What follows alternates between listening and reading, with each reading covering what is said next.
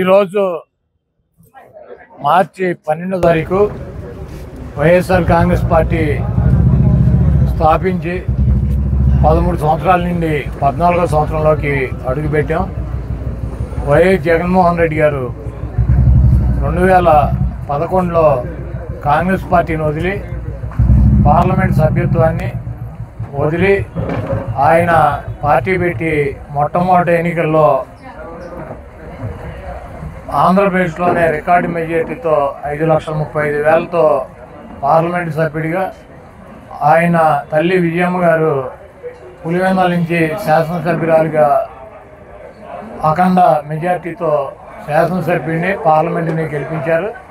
అదేవిధంగా ఆ తర్వాత జరిగినటువంటి బై ఎన్నికల్లో మరి మెజారిటీ సీట్లు 18-15 సీట్లు గెలిచి ఆయన శక్తి ఏంటో నిరూపించుకున్నారు. ఆ తర్వాత నెల్లూరు పార్లమెంటు కానివ్వండి, అదేవిధంగా కొవ్వూరు అసెంబ్లీ కూడా గెలవడం జరిగింది. 2014లో జరిగినటువంటి ఎన్నికల్లో పార్టీ నిర్మాణం పూర్తిగా లేకపోయినప్పటికీ జగన్మోహన్ రెడ్డి గారి మీద అక్రమ కేసులు పెట్టి 16 నెలలు జైల్లో బంధించినప్పటికీ 2014లో జరిగిన ఎన్నికల్లో మరి చంద్రబాబు నాయుడు, ఇదే పవన్ కళ్యాణ్, ఇదే మోడీ గారు కలిసి జగన్మోహన్ రెడ్డి గారిని ఓడించాలని ప్రయత్నం చేసినా కూడా 67 సీట్లతో బలమైనటువంటి ప్రతిపక్ష నాయకుడిగా ఆయన ఈ రాష్ట్రానికి అయ్యాడు.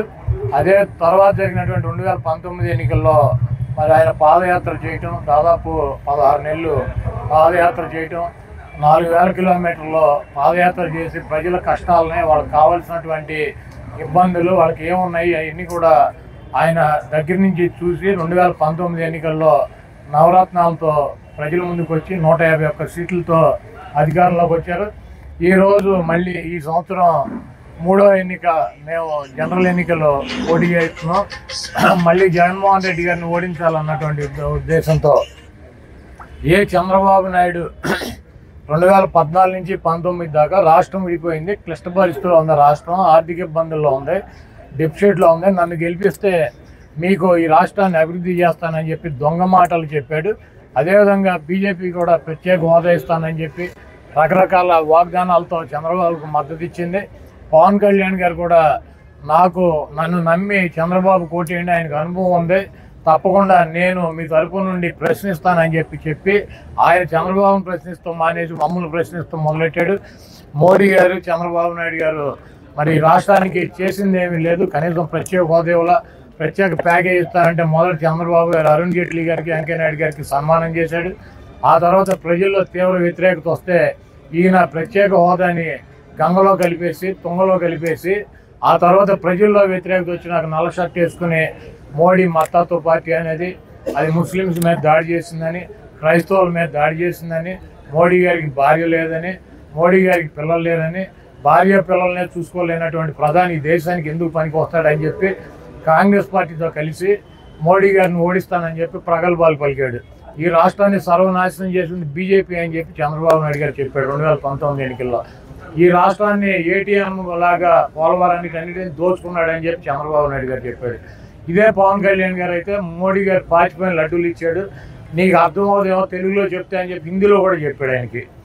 మళ్ళీ చంద్రబాబు నాయుడు అవినీతిపరుడు, లోకేష్ అవినీతిపరుడు, నా తల్లిని దూషించారు, ఈ తెలుగుదేశం పార్టీని అంతం చేస్తానని చెప్పి పవన్ కళ్యాణ్ గారు పెద్ద పెద్ద ప్రగల్భాలు పలికాడు.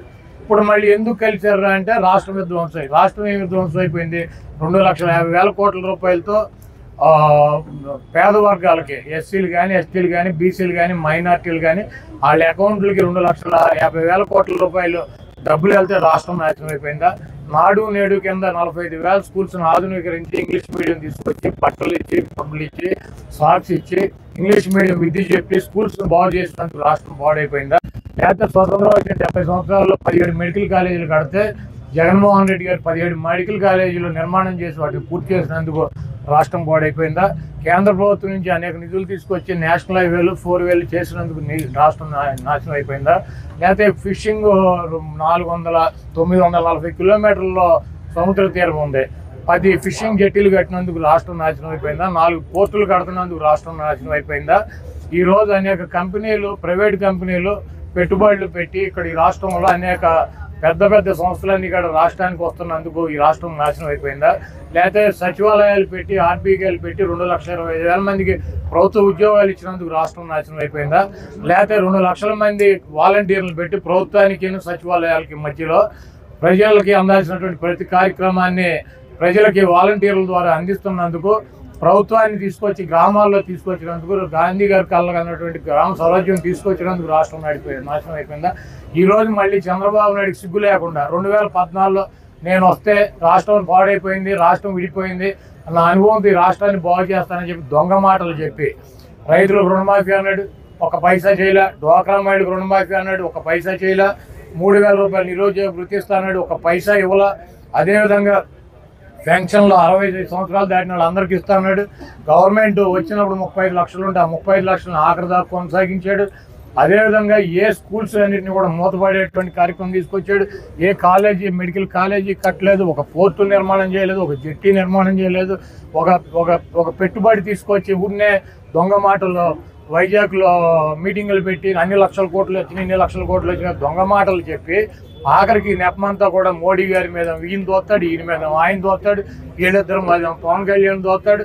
ఈ రకంగా తిట్టుకుని ఒకళ్ళు విమర్శించుకొని ఈరోజు సిగ్గు లేకుండా మళ్ళీ రాష్ట్రం నాశనం అయిపోయింది కాబట్టి కలిసామని చెబుతున్నారు. ఈ రాష్ట్ర ప్రజలు ఎస్సీలు కానీ, ఎస్టీలు కానీ, బీసీలు కానీ, మైనార్టీలు కానీ, ఈ రాష్ట్రంలో అగ్రకులాలు ఉన్నటువంటి పేదలు కానీ చాలా చదువుల విషయంలో కానీ, ఆరోగ్య విషయంలో కానీ, అభివృద్ధి విషయంలో కానీ చాలా సాటిస్ఫాక్షన్గా ఉన్నారు. రేపు రాబోయే ఎన్నికల్లో చంద్రబాబు నాయుడికి, బీజేపీకి, పవన్ కళ్యాణ్ జనసేనకి సిగ్గు లేకుండా 21 సీట్లకు వచ్చాడు. మళ్ళీ వాళ్ళు అడిగారంటే ఈయన ఇచ్చాడు. ఈయన అన్న త్యాగరాజా, ఈయన పార్టీ పెట్టుకునేందుకు అడుక్కున్న వాళ్ళందరికీ తలకు 4 సీట్లు పంచడాక ఈయన వెనకాల తిరిగిన వాళ్ళందరినీ ఏం చేస్తాడు? కాబట్టి జనసేన వర్గాలు కానీ, ఆ జనసేన ఓట్ బ్యాంక్ కానీ తీవ్ర అసంతృప్తి ఉంది. ఆ ఓటు తెలుగుదేశానికి ట్రాన్స్ఫర్ అయ్యేటువంటి పరిస్థితి లేదు. అదేవిధంగా మోడీ గారిని భార్య లేదని, పిల్లలు లేరని, ఆయన నల్ల డ్రెస్ వేసుకుని చంద్రబాబు తిట్టినటువంటి తిట్టులకి బీజేపీ వర్గాలు కానీ, ఆర్ఎస్ఎస్ కానీ, ఈ కింద ఉన్నటువంటి క్యాడర్ కానీ పూర్తి అసంతృప్తి ఉన్నారు. ఈ అలయన్స్ బీజేపీ ఎట్టి పరిస్థితుల్లో నా ఓట్ బ్యాంక్ తెలుగుదేశానికి వేయమని చెప్పి కరాఖండిగా చెబుతున్నారు. ఈ అలయన్స్ అట్టర్ ఫ్లాప్. చంద్రబాబు నాయుడుకి ఈసారి 23 సీట్లు కూడా రావు. మా వైఎస్ఆర్ కాంగ్రెస్ పార్టీ ఈ పుట్టినరోజు 13 నుండి 14వ సంవత్సరం వచ్చినటువంటి పుట్టినరోజు ఈ రాష్ట్ర ప్రజలకి పండగ రోజు. రాబోయే రోజుల్లో జగన్మోహన్ రెడ్డి గారు మళ్ళీ ముఖ్యమంత్రి అవటం, ఈ రాష్ట్రం ఉన్నటువంటి నిరుపేదలకి అండగా ఈ రాష్ట్రాన్ని అభివృద్ధి చేయడంలో జగన్మోహన్ రెడ్డి గారి పాత్ర కీలకం. ఎంతమంది కలిసి ఏమి చేసినా కూడా జగన్మోహన్ రెడ్డి గారు ఇంటర్ కూడా పేర్లేరు. పాదయాత్ర చేశాడు, దానికి ఎన్ని కోట్లు ఖర్చు పెట్టారంటే దేశం అంతా కలిపి అది కూడా చెప్పమానండి. ఇవన్నీ ఏంటంటే జగన్మోహన్ రెడ్డి గారిని ఓడించాలి. జగన్మోహన్ రెడ్డి గారి మీద బీజేపీ, జాతీయ పార్టీ, కాంగ్రెస్లు 2, ఇక్కడ లోకల్గా ఉన్న party Telugu Desam, Janasena, CPI, CPM, వీళ్ళందరూ దృక్పథం, వీళ్ళందరూ ఆశయం ఏంటి? ఒక కాంగ్రెస్ పార్టీ బీజేపీ అలయన్స్ ఉన్నటువంటి తెలుగుదేశం పార్టీని ఆవిడ గెలిపిస్తానికి ప్రయత్నం చేస్తానంటే ఏమనాలి ఆవిడని? ఇప్పుడు జగన్మోహన్ రెడ్డి గారిని ఓడించాలి, ఎవరిని గెలిపించాలి?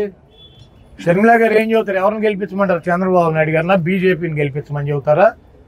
బీజేపీ ఎంపీలు 4 ఎంపీలు 4 పోటీ చేసిన 6 ఎంపీల్లో ఓటేసి బీజేపీని గెలిపించమని షర్మిల గారు ప్రచారం చేస్తారా? ఇప్పుడు ఆవిడ వచ్చి ఏముంటుంది? మణిపూర్లో క్రైస్తవులను ఊచకోత కోసారు, జగన్మోహన్ రెడ్డి మాట్లాడలేదంటాడు. ఎక్కడ మణిపూర్, ఎక్కడ ఆంధ్రప్రదేశ్? మణిపూర్లో క్రైస్తవుల మీద ఊచకోత కోస్తే ఎవరు మాట్లాడాల్సింది? ఎవరు? జగన్మోహన్ రెడ్డి గారు ఈ రాష్ట్ర ఆంధ్రప్రదేశ్ ముఖ్యమంత్రి. ఈవిడ వెళ్ళిందా మణిపూర్? ఈవిడ వెళ్ళిందా? తెలంగాణనే నాది, తెలంగాణనే నేను, తెలంగాణలోనే అన్ని అని తెలంగాణ తిరిగింది. ఆ రోజు మణిపూర్ గురించి ఎందుకు మాట్లాడాల? మరి ఫాస్టర్గా ఉన్నటువంటి బ్రదర్ అనిల్ గారు వెళ్ళాడు అక్కడికి. లేకపోతే కాంగ్రెస్ పార్టీకి సంబంధించినటువంటి సోనియా గాంధీ వెళ్ళిందా? రాహుల్ గాంధీ వెళ్ళాడా? ప్రియాంక గాంధీ వెళ్ళిందా? వాళ్ళంతా ఎన్నికల ప్రచారం, ఎక్కడ ప్రచారం ఎన్నికలు ఉంటే అక్కడ ప్రచారం చేసుకున్నారు. ఇప్పుడు సిగ్గు లేకుండా అదే బీజేపీ పార్టీ ఊచకోత కోసిందనేమో ఆవిడ చెప్పుద్ది. అదే బీజేపీతో అలయన్స్ ఉన్నటువంటి క్రైస్తవులను ఊచకోత కోసినటువంటి పార్టీ అని చెప్పి చెప్తా మళ్ళీ ఆ బీజేపీతో ఉన్నటువంటి చంద్రబాబుని గెలిపించమని చెప్పి మా ఓట్లు చేస్తారని చెప్పి ఆవిడ ప్రయత్నం చేస్తుంది. ఇది రాష్ట్ర ప్రజలకు అర్థం కాదా? అలాగే చంద్రబాబు నాయుడు ఏం చెప్పాడు? నరేంద్ర మోడీని ఆంధ్రప్రదేశ్లో కాలు పెట్టిన అన్నాడు. ఎన్డీఏకి మద్దతు ఉపసంహరిస్తున్నాడు, ముస్లింస్ మోడీ కోసుకొచ్చాడని చెప్పి ఎవరు చెప్పారు? ఇవన్నీ చంద్రబాబు నాయుడు కదా చెప్పింది. చంద్రబాబు నాయుడు గారు మరి ఇప్పుడు సిగ్గు లేకుండా వెళ్ళి ఎట కలిసాడు బీజేపీతో.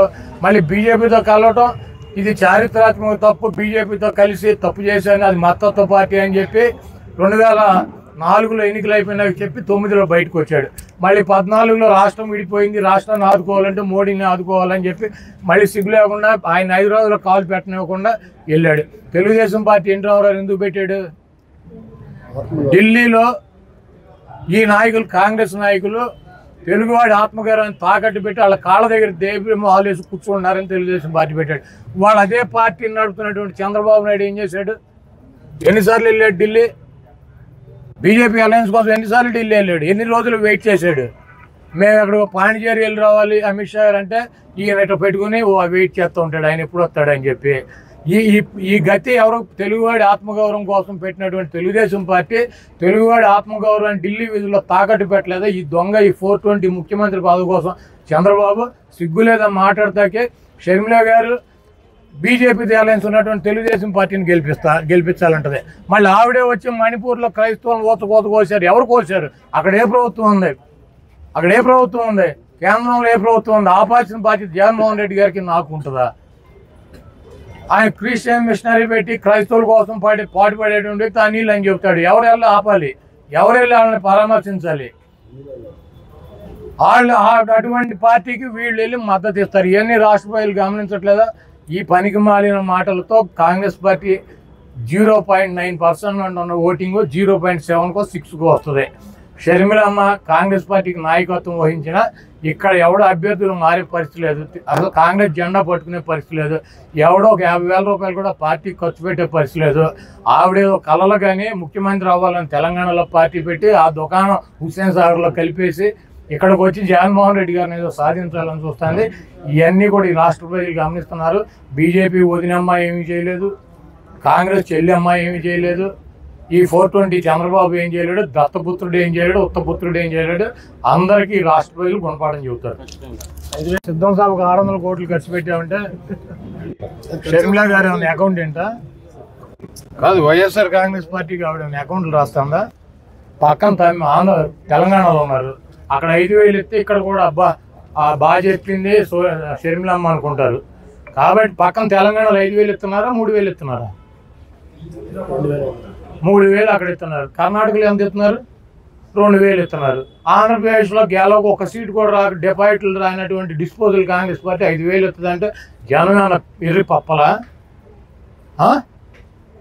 ముందు తెలంగాణలో ఇప్పించమనండి 5,000, ఈ పక్కన కర్ణాటకలో ఇప్పించమనండి 5,000.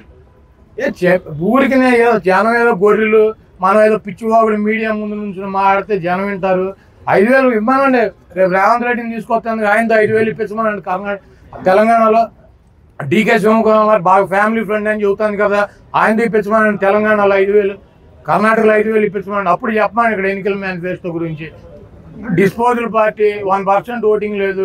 రాహుల్ గాంధీ వస్తే ప్రత్యేక హోదా మీద మొదటి సంతకం. అసలు ఆయన ఎంపీగానే గెలవడు. ఎంపీగా గెలవడానికి ప్రత్యేక హోదా మీద మొదటి సంతకం. నేను పెట్టినా, నువ్వు పెట్టినా, ఆయన పెట్టినా ఒకటే సంతకం. డస్ట్బిన్లో పడేసుకుంటారు.